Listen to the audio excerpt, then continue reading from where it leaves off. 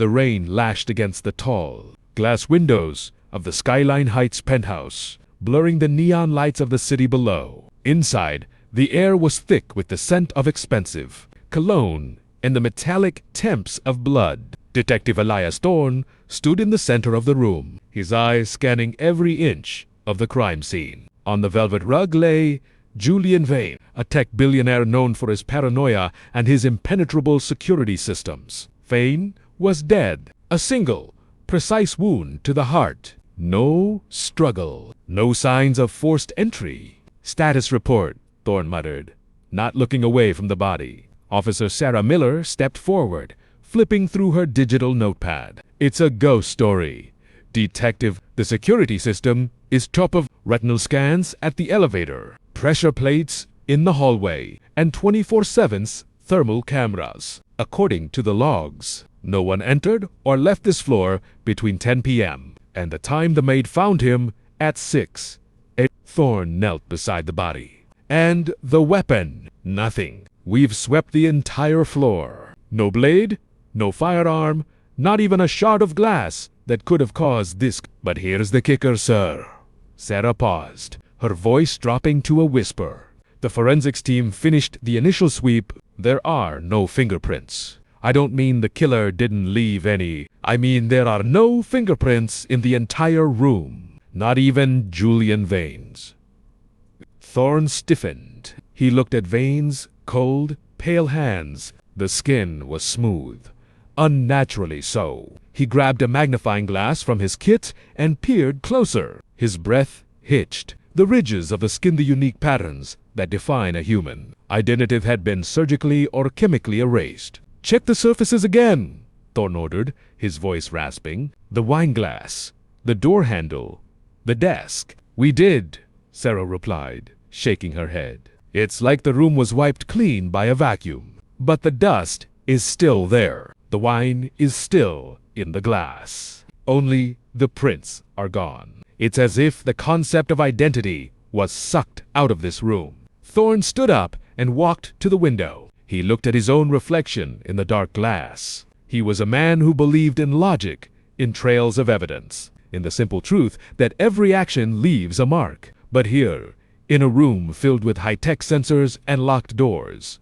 a man had been murdered by a shadow. There was no weapon. There were no prints. And according to the digital eyes that never blinked, there was no suspect. "Seal the building," Thorne said, his mind racing. "And get me the guest list for Vane's charity gala last night. If the killer isn't a ghost, then he's someone who knows how to make the world forget he exists." The precinct was buzzing with a frantic energy. But Thorne's office was a tomb of silence. He had the charity gala's guest list projected onto the wall for 100 of the city's most powerful people. Every single one of them had a motive. Vane was a man who traded in secrets, and secrets created enemies. Detective Sarah entered, looking more disturbed than before. The lab results from Vane's body came back. "It gets weirder."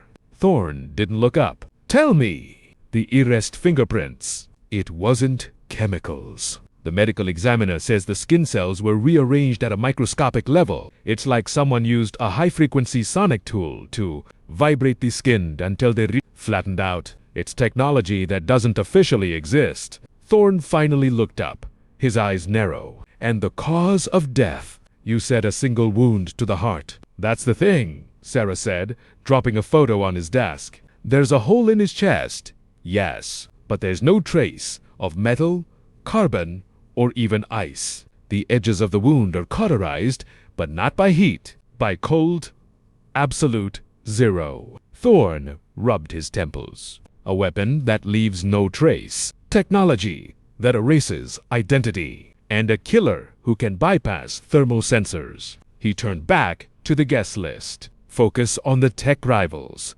Who was working on sonic manipulation or crude? Only one name fits the profile of the genius required." Sarah pointed to a name near the bottom of the list. "Dr.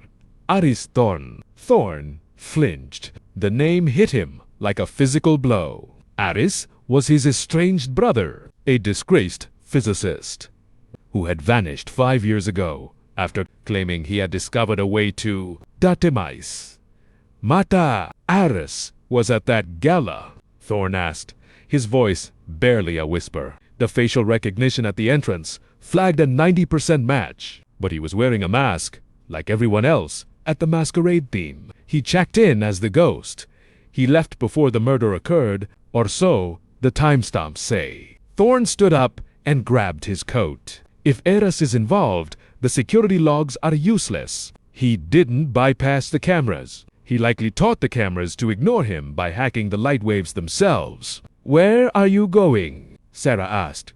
"Hurry in after him." "To the only place a man who doesn't exist would hide," Thorne replied. They drove to the old industrial district, to a warehouse that had been flagged for unusual power surges. As they broke the lock and entered, the air inside was freezing. In the center of the room sat a single chair facing a wall of monitors. Every monitor was playing a live feed of Thorne himself from the precinct, from his car, even from inside the penthouse. A voice echoed from the shadows, cold and hollow. "You were always slow, Elias. Looking for fingerprints in a world that has moved on to atoms." Thorne pulled his weapon. "Show yourself, Ares." A figure stepped into the dim light. He wore a suit that seemed to shimmer, blurring his edges against the darkness. His hands were gloved, and he held a small, silver cylinder. "There are no suspects here, brother," the figure said, tilting his head, "because in 5 minutes, even the memory of Julian Vane will be wiped from the city's servers. I am not a killer. I am an eraser." Thorne's grip on his service pistol tightened. The cold in the warehouse was biting, turning his breath into thick white plumes. Eris stood just 10 feet away, his shimmering suit making him look like a glitch in reality. "Put the device down, Eris," Thorne shouted, his voice echoing off the corrugated metal walls. "You killed a man in cold blood. There's no erasing that, no matter how much data you delete." Eris let out a dry, rattling laugh. "Vane wasn't a man, Elias. He was a parasite. He owned the digital identities of half the population. He knew who people were before they knew themselves. I didn't just kill him. I liberated the world from his ledger. By the time I'm done, the name Julian Vane will be nothing more than a corrupted file in a dead database." "And the fingerprints." Thorne stepped closer, his boots crunching on thin ice forming on the floor. "Why erase the identity of the dead?" "Practice," Eris replied calmly. "To move through the world unseen, one must first learn to remove the marks we leave behind. I have perfected the art of being zero. No heat signature, no DNA, no prints. I am the perfect vacuum." Suddenly, Sarah Miller burst through the side entrance, her weapon drawn. "Drop it!"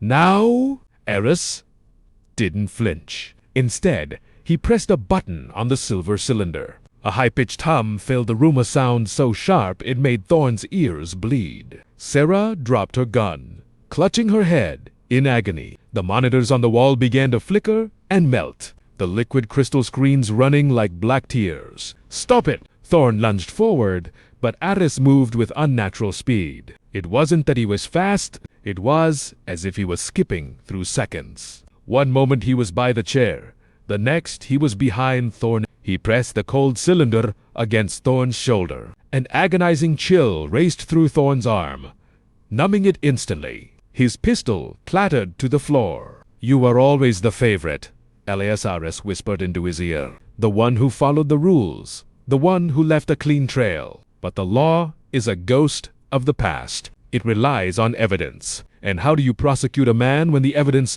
literally evaporates?" Thorne gritted his teeth, fighting the paralysis spreading through his side. He looked at the floor and saw his fallen pistol. Near it, a small puddle of water had formed from the melting ice. He realized then that Aris's technology relied on a delicate balance of temperature and frequency. "Sarah!" Thorne choked out. "De fire!" "The sprinklers!" Sarah, still dazed, looked up at the ceiling. She saw the red glass bulbs of the fire suppression system. Understanding flashed in her eyes. She reached for her fallen weapon, but Eris saw her movement. "Don't!"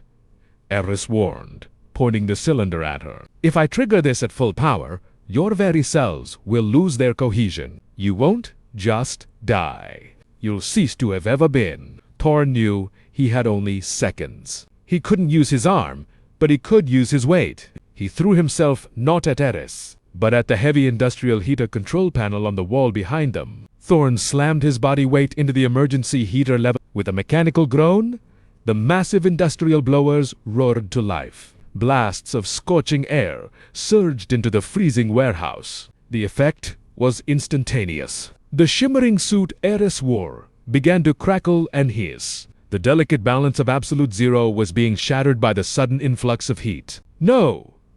Eris screamed, his voice losing its calm, melodic tone. The silver cylinder in his hand began to glow a violent blue as it struggled to maintain its temperature. The temperature conflict created a thick, white fog. Within the mist, the glitch effect of the suit failed. Eris was no longer a shadow. He was a man again, solid and vulnerable. Sarah seized the moment. She didn't fire her gun. She knew the tech might explode, and she tackled Eris to the ground. As they struggled, the silver cylinder rolled away, vibrating violently until it struck a metal pillar and shattered. A wave of frost bloomed outward, one last time before the heat of the warehouse neutralized it. Thorne slumped against the wall, his arm slowly regaining feeling as the warmth returned. He watched as Sarah cuffed Eris.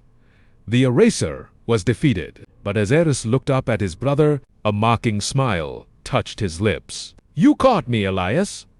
But look at the screens," Eris whispered. Thorne looked at the wall of monitors. They were blank. The precinct's database, the crime scene photos, even the digital records of this very investigation were being deleted in real time. A virus, triggered by the destruction of the cylinder, was eating every bite of evidence. By morning, Eris chuckled. There will be no record of Julian Vane's murder, no record of my arrest. Even your police ID will show up as a file not found. You have the man, but you have no case. Thorne walked over to his brother, his face set in grim determination. He looked at the floor where the cylinder had shattered. The extreme cold followed by the intense heat had caused a unique reaction with the metal flooring. "You're wrong, Eris," Thorne said quietly. He pointed to the floor. Because of the specialized sonic vibration Eris used to erase his prints, the high-frequency waves had actually etched a microscopic negative of his skin, patterns into the softened metal of the floor during the heat surge. The intense temperature change had baked the image of Eris's unique thumbprint into the very foundation of the building. "It's not digital," Thorne said, leaning in. "It's physical. You forgot that the world isn't just data deets matter, and matter always remembers." Eris's smile faded as he looked at the clear, scorched imprint of his identity on the floor. It was a permanent, physical record that no virus could delete. Weeks later, the case was hailed as a landmark victory, though the digital files were lost. The physical metal print was enough to convict. Eris was sent to a maximum security facility designed for high-tech criminals, and Julian Vane's empire was dismantled. Thorne sat in his office, looking at a paper file, a physical one. He realized that in a world obsessed with the invisible and the digital, sometimes the only truth that matters is the one you can touch. There were no fingerprints at the scene, and for a moment, there was no suspect. But in the end, everyone leaves a mark.